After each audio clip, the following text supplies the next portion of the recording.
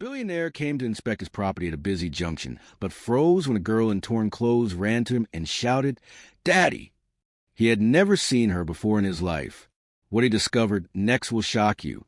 If you're just tuning in, please subscribe and give this video a thumbs up. Also, tell us where you're watching from.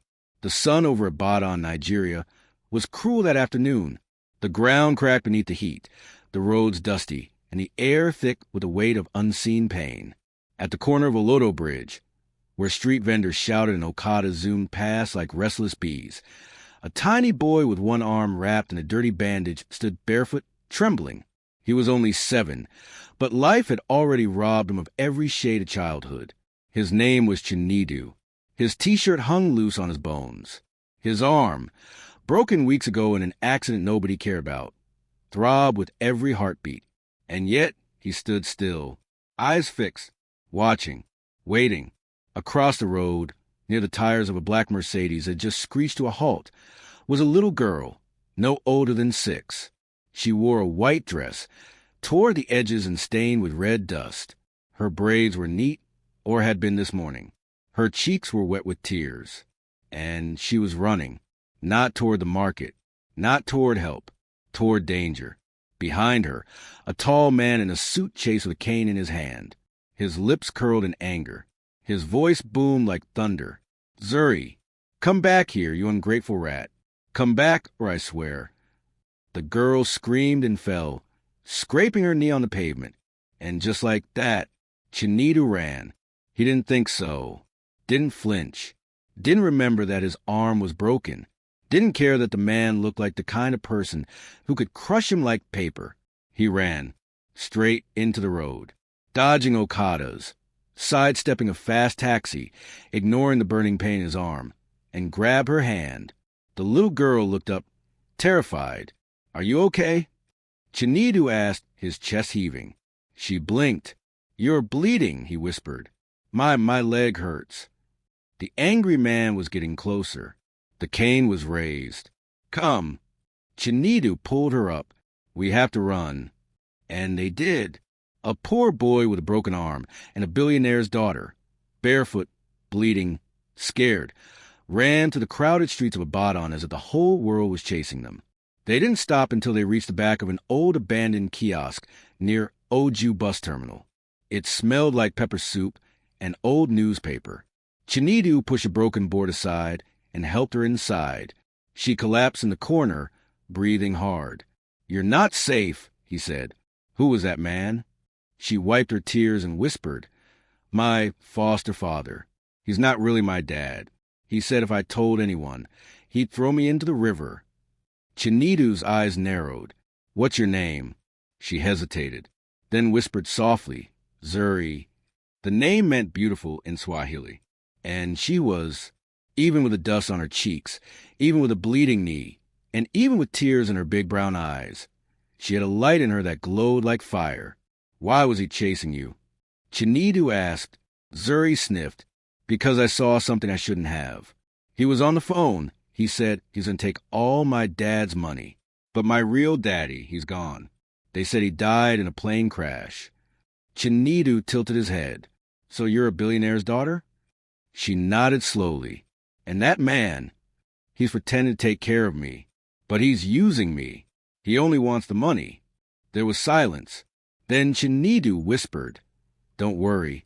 I won't let him hurt you." Zuri looked at him, confused. "You're just a small boy with a broken arm. How can you protect me?" He stood tall. "I may be small, but I'm strong. Strong enough to carry you to safety if I have to." Zuri blinked. "You do that?" Chinedu nodded. "Even if it breaks both my arms, I will carry you." And something in her melted. She crawled closer, leaned her head gently against his shoulder, and whispered, "Thank you, hero." Meanwhile, at the junction, the angry foster father, Mr. Columba, was pacing like a madman. He dialed someone. "She's gone," he growled into the phone. The girl ran off, and some street rat helped her. "Yes, I know she heard about the money. I don't care if I have to burn down half of Ibadan. I'll find her, and when I do—" He paused. because a vendor nearby whispered to another, a poor boy carried her, with one arm. Oh, he ran like fire was chasing him. Mr. Columba's eyes turned to flames. Find that boy, he snarled, and break him. Back in the kiosk, Zuri was shivering. I'm thirsty, she said softly. Chinedu got up, took off his only shirt, and rolled it like a pillow. You rest. I'll go get water. But, he smiled, I'll be back in 5 minutes. I promise. He limped outside, shielding his arm from the sun. He didn't know that across the street, a dark vehicle had stopped. A man with cold eyes stepped out. He was watching, and he had already seen the girl. When Chinedu returned with a dirty plastic bottle filled with water he had begged from a roadside woman, he found Zuri curled up asleep inside the abandoned kiosk. The sun was fading now, casting long orange shadows across the streets of Oju. Chinedu placed the water beside her and sat near the wooden wall, resting his broken arm on his lap. For the first time in a long time, he wasn't thinking about food. He was thinking about her, that soft voice, that gentle thank you, and the way she said, "You're my hero." Nobody had ever called him that before. His own stepmother back home called him a burden. His stepbrothers mocked his broken arm and said he was useless. But now this little girl, a billionaire's daughter, had said he was strong. Chinedu smiled to himself. Then suddenly, footsteps, crunching on gravel. Heavy, close. He turned quickly and his heart froze. 3 tall men were coming toward the kiosk. One held a stick. One had a scar down his cheek. The third, in black sunglasses, walked like he owned the world. Mr. Columba's boys. They had found them. Chinedu didn't wait.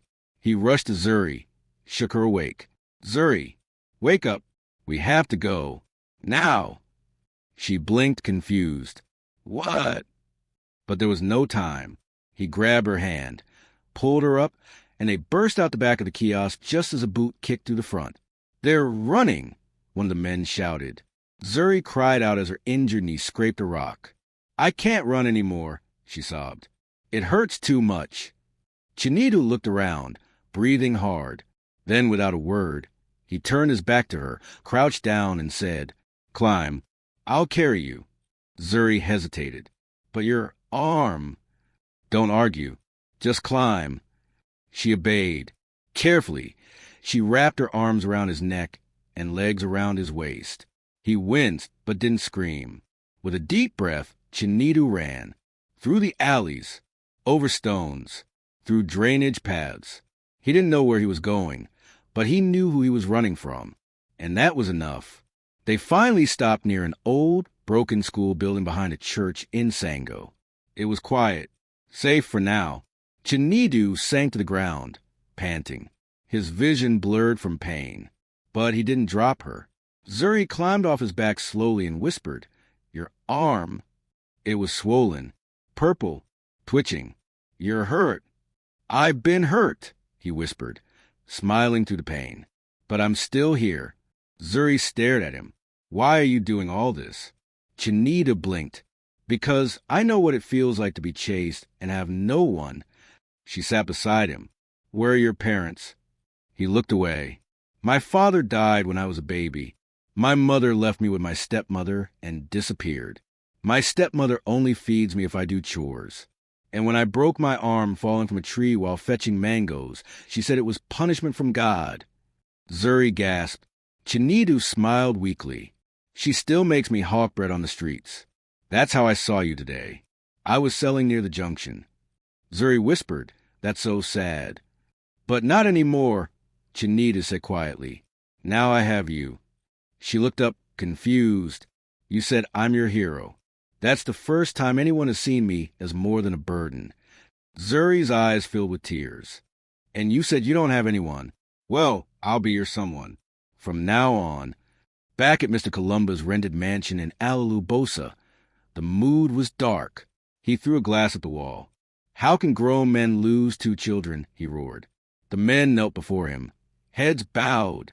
We almost had them, sir. But the boy. What boy? The street boy. He carried her and ran, even with a broken arm. Columba froze. He carried her? Yes, sir. Find him. Break him. Bring her. I need that inheritance sign before her uncle arrives next week. He turned to a tall man with a scar under his eye. If the boy gets in your way again, silence him. Back in the abandoned school building, Chinedu had started a small fire with dry leaves. He gave Zuri the last of his roasted corn from earlier. She held it like treasure. Thank you. He smiled.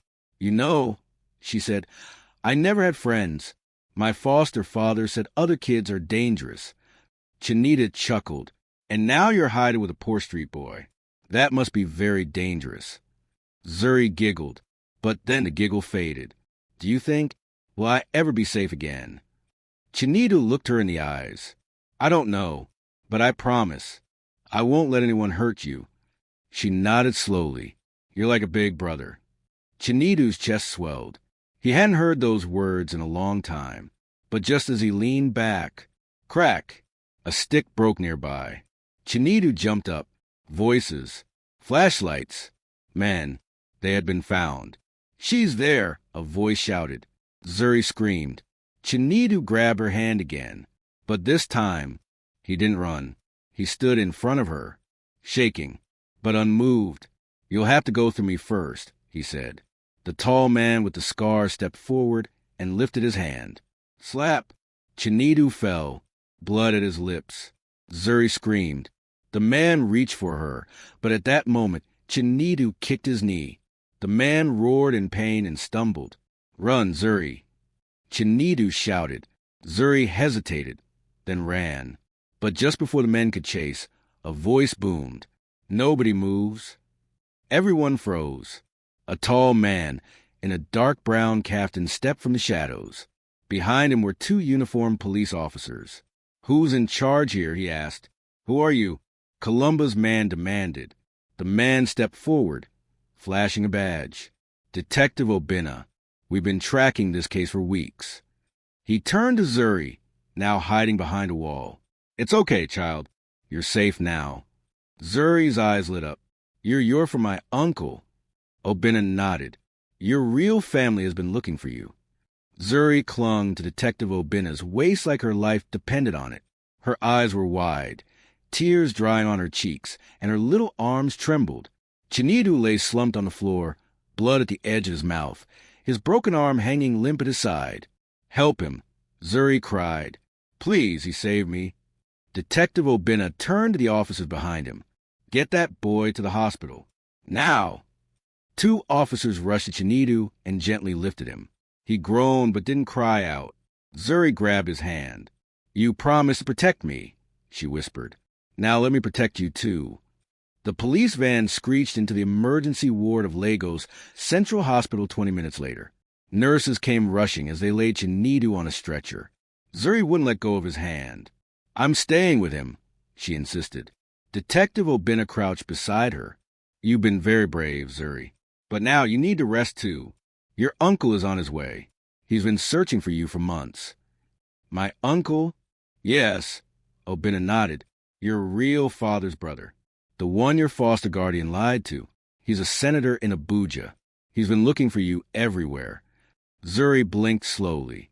All this time, I thought I had no one. You do, Obinna said, touching her shoulder gently. And very soon, you'll meet the man who will move the heavens to protect you. Back in the ICU, doctors treated Chinedu's fractured bones, internal swelling, and multiple bruises. It was a miracle he had made it this far. Obinna stood quietly by the window, watching the child sleep. He turned to the officer beside him. Give me everything on that boy. I want to know where he's from, what happened to his parents, and how a street hawker became a hero overnight. Meanwhile, in Abuja, Senator Afani Okoro was pacing in his private office. His phone rang. He answered with shaky hands. Sir, the voice on the other end said, we found her. The senator froze. Zuri? Yes, sir. Alive. Safe. In Lagos. She was being held by Columba. But Street Boy helped her escape. You need to see this boy with your own eyes. Senator Afani's throat tightened. I'll be on the next flight. The next morning, Zuri stood by Chinedu's hospital bed, holding a bowl of hot pap the nurses had given her. "You have to eat something," she whispered. "You're the reason I'm not back in that dark house. You're my best friend now." Chinedu turned weakly and gave her a small smile. "I look terrible." Zuri chuckled. "You always look terrible, but now you're terrible." He grinned, then winced. His ribs still hurt when he laughed. Just then, a gentle knock on the door. Detective Obinna walked in, followed by a tall, commanding man in a tailored brown suit. Zuri started. "Uncle," she whispered. Senator Afani opened his arms. "My precious Zuri."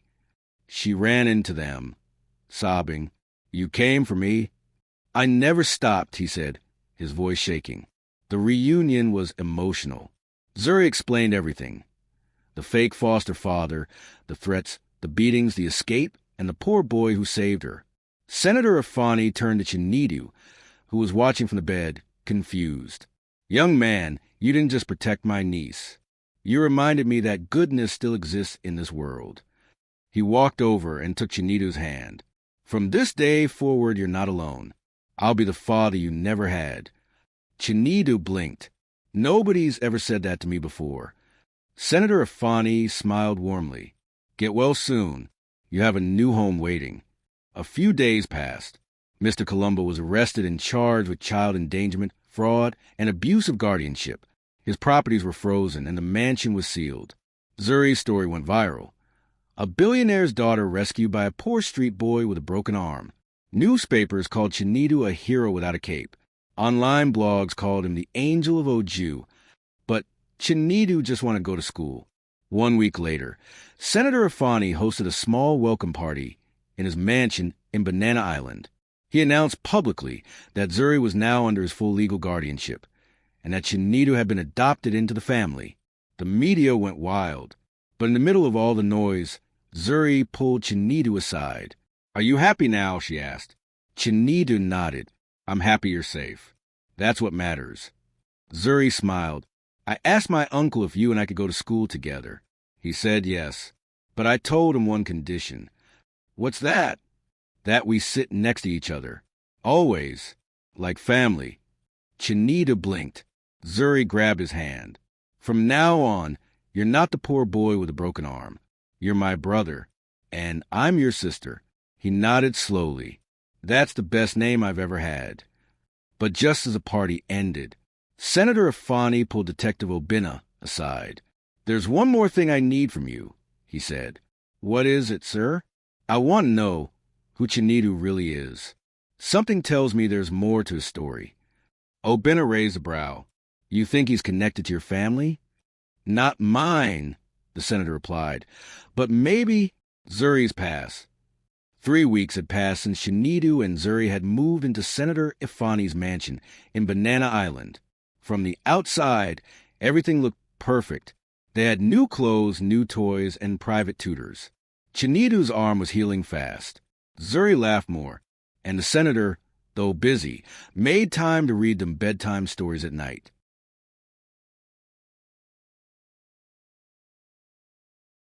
But something kept bothering Senator Afani. It wasn't just that Chinedu was brave, it was how he spoke, his manners, his sharp memory, his dreams. There's more to that boy, something hidden. So, one morning, he called Detective Obinna into his study. "I need a background check. Deep, go beyond the surface." Obinna nodded. "On it, sir." What they discovered would shock everyone. Detective Obinna dug into local archives. He went through orphanage records, police files, and missing children reports from 7 years ago. And then a break, a photo, a couple in their 30s, smiling, holding a baby. Name on the file, Mr. and Mrs. Namdi Okafor. Filed under missing, presumed dead, armed robbery attack on Lekki Expressway. Baby never found. Obinna's eyes widened. "Wait, Okafor." He made some calls, connected dots. Then he called the senator. "Sir, you want to sit down for this?" That evening, Senator Afani sat Chinedu down with Zuri beside him. He smiled gently, but his eyes were moist.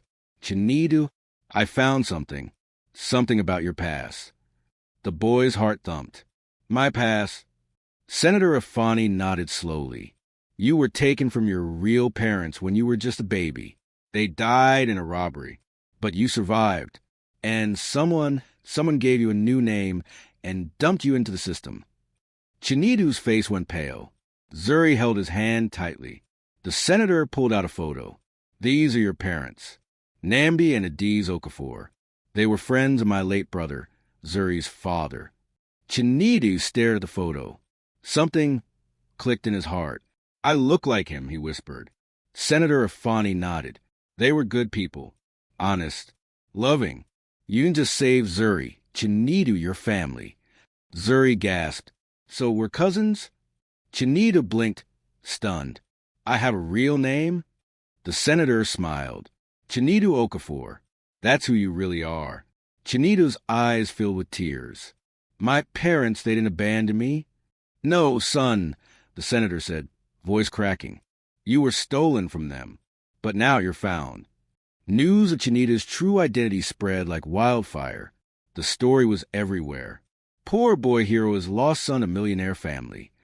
People who had once mocked him on the street now praised him. Schools sent scholarships. TV shows invited him. Even international charities wanted to feature him.